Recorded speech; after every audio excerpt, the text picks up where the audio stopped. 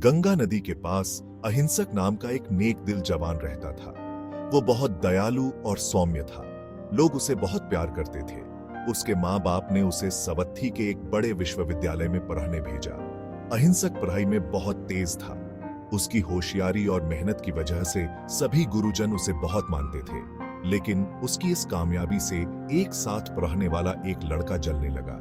जलन की आग में जलते हुए उसने अहिंसक के बारे में झूठी अफवाहें फैलानी शुरू कर दी। ये झूठ इतने सच लगे कि गुरुजन भी उस पर शक करने लगे।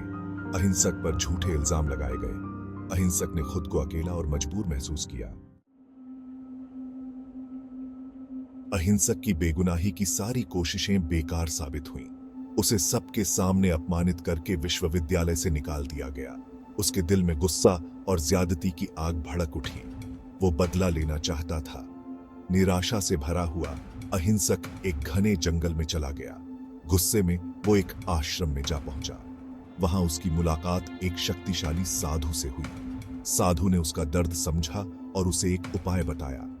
उसने अहिंसक से कहा कि ताकत का रास्ता डर से होकर जाता है। उसने उसे निर्देश दिया कि वो 1000 इंसानों की उंगलियां इकट्ठा करे तो वो अजेय बन जाएगा। गुस्से और मजबूरी में अंधे होकर अहिंसक ने एक खौफनाक कसम खाई। उसने कसम खाई कि वो 1000 लोगों को मारेगा और उनकी उंगलियां उस साधु को भेंट करेगा। इस तरह वो अंगुलीमाल, उंगलियों की माला में बदल गया। अंगुलीमाल लोगों के लिए एक डरावना सपना बन गया। उसने बेरहमी से लोगों की जान लेते हुए गांवों में दहशत फैला दी। वो अपनी बर्बरता की निशानी के तौर पर अपने शिकार की उंगलियों को एक भयानक माला में पिरोता था। लोगों के दिलों में दहशत घर कर गई। कोई भी अकेले सफर करने की हिम्मत नहीं करता था। पूरा राज्य अंगुलीमाल के आतंक के साए में जी रहा था। अंगुलीमाल के अत्याचारों की खबर गौतम बुद्ध तक पहुंची। बुद्ध, जो अपनी करुणा और ज्ञान के लिए जाने जाते थे, ने अंगुलीमाल के गुस्से के पीछे छिपी इंसानियत की एक किरण देखी। बुद्ध ने अंगुलीमाल का सामना करने का फैसला किया। वो जानते थे कि गुस्से और नफरत की परतों के नीचे एक ऐसी आत्मा है जिसे बचाया जा सकता है। वो अंगुलीमाल को खोजने के लिए अकेले ही निकल पड़े।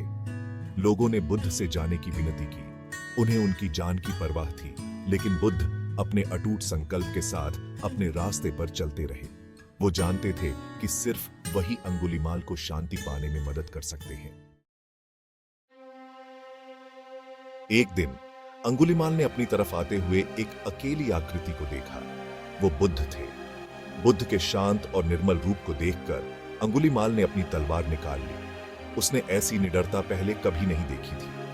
अंगुलीमाल गरजा, रुक जा, एक उंगली और, मेरी कसम पूरी हो जाएगी। तुम मेरे 1000वें शिकार बनोगे। बुद्ध ने उत्तर दिया, मैं तो रुक गया हूं अंगुलीमाल। दौड़ते तो तुम हो, अपने दर्द से, अपने अपराध बोध से, अपने असली रूप से। भाग 6, बुद्ध की चुनौती। बुद्ध की बातें सुनकर अंगुलीमाल हक्का बक्का रह गया। उसने डर की उम्मीद की थी, करुणा की नहीं। उसने जानना चाहा कि बुद्ध डर क्यों नहीं रहे हैं। बुद्ध धीरे से मुस्कुराए। अंगुलीमाल, उन्होंने कहा, मैं तुम्हारा दुख देख रहा हूं। तुम हिंसा से शांति चाहते हो, लेकिन यह तो और दुख ही पैदा करती है। सच्ची शांति तो अंदर से आती है। उन्होंने अंगुलीमाल को रुकने की चुनौती दी। अगर तुम सचमुच शांति चाहते हो तो दूसरों को नुकसान पहुंचाना बंद करो। शुरुआत खुद से करो। दुनिया में जो बदलाव तुम देखना चाहते हो, पहले खुद वो बदलाव बनो। भाग 7, शक के बीज। अंगुलीमाल सन्न रह गया। उससे पहले कभी किसी ने उससे इस तरह बात नहीं की थी। बुद्ध के शब्द उसके गुस्से को चीरते हुए उसके अंदर शक का एक बीज बो गए। उसने कभी रुकने के बारे में सोचा ही नहीं था। कसम, उंगलियां, हिंसा, इस सब ने उसकी जिंदगी को निगल लिया था। लेकिन बुद्ध के शब्द उसके कानों में गूंजते रहे। क्या कोई और रास्ता भी हो सकता है? पहली बार अंगुलीमाल को उम्मीद की एक किरण दिखाई दी। वो हत्याओं से थक चुका था, डर से थक चुका था। क्या वो सचमुच बदल सकता था? क्या उसे कभी शांति मिल सकती थी?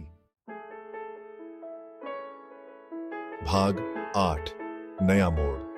अंगुलीमाल ने अपने गले में लटकी उस भयानक माला को देखा। हर उंगली एक ली गई जान का, एक बिखरे हुए परिवार का प्रतिनिधित्व करती थी। पछतावा समुद्री लहरों की तरह उस पर टूट पड़ा। उसने अपनी तलवार नीचे गिरा दी और बुद्ध के चरणों में गिर पड़ा। मेरी मदद करो, वो रोया। मैं हिंसा के इस चक्र में फंस गया हूं। मैं इस दुख से मुक्ति चाहता हूं। बुद्ध ने धीरे से अंगुलीमाल के सिर पर हाथ रखा। तुम मोक्ष से परे नहीं हो, उन्होंने कहा।